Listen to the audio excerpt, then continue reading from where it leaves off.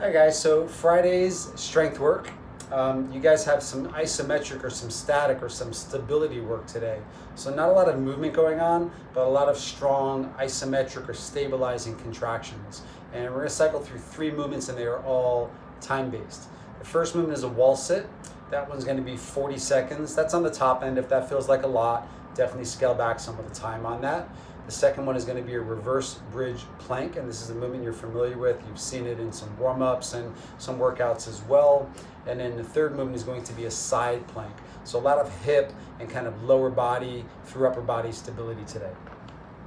So the wall sit, I'm demoing with this wall behind me. My feet are about where I would squat, and I want to be about in a squat position. And I want to keep the tension on my quads the whole time. So I'm pushing my feet through the floor. My back is kind of resting against the wall. My arms are out in front to balance me out. If you feel really strong here, you could definitely hold on to a weight, but 40 seconds is a lot of time. And I'm on tension the whole time, so I'm not relaxing into the wall. I'm keeping my quads working. I can feel the muscles around the knees flexing, and I'm just gonna hold this position for 40 seconds.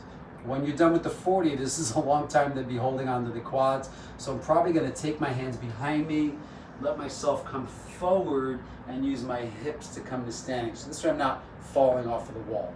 I'll show that graceful dismount again. This is my wall sit. My quads are really burning here. It's 40 seconds. They've been holding on the whole time. I'm gonna load my hip by pushing my butt towards the wall as I lean forward, and then use my hip to come to standing. This way your quads are not trying to do all that work after holding. And then we're gonna go to the floor. You'll rest a little bit, maybe 30 seconds or so. And I'm gonna do a 30-second reverse bridge plank. You're gonna do a 30-second reverse bridge plank.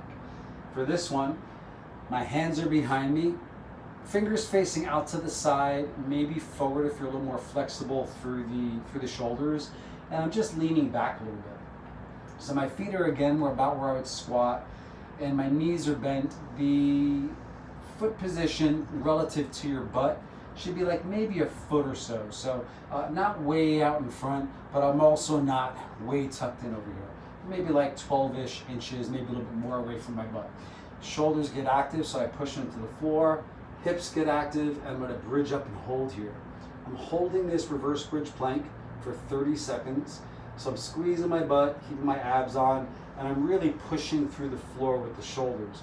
So this is a subtle difference, but I'm not hanging out here, kind of draped on the shoulders and the shoulder girdle, but I'm really actively pushing up through there. So even though your hips are working to stabilize, think about really what your upper back and your arms are doing as well. 30-second hold there, and then your third stability isometric contraction is going to be the side plank. I'm going to show from the elbow, and that's the tougher version for your abs, but a little bit easier on the shoulder. My elbow is going to be down. I stack my feet one on top of the other, and then I'm going to bridge up here. So this is my side plank. My left arm is down, my left side is working. I can take the top arm up if that feels good. You could also rest it on the thighs. If you want to add some movement to it, then you could move the arm out in front of you and do like a Powell raise to add some perturbation to it. You could also take the top leg up to make it a little bit tougher, and you could also modify down to the knee to make it a little bit easier as needed. 20 seconds on one side, 20 seconds on the other. So a lot of stability, a lot of holding, a lot of patient isometric contractions today. So challenge yourself on these. Don't make them easy. If they feel easy when you do one round, then try to make it a little bit tougher on the next round. And sometimes it's just that intention with squeezing the stuff that's working instead of kind of relaxing into the joints. So I hope you guys have fun with this one today. I hope that you get to do something fun for July 4th weekend. Stay safe, and we'll see you guys next week.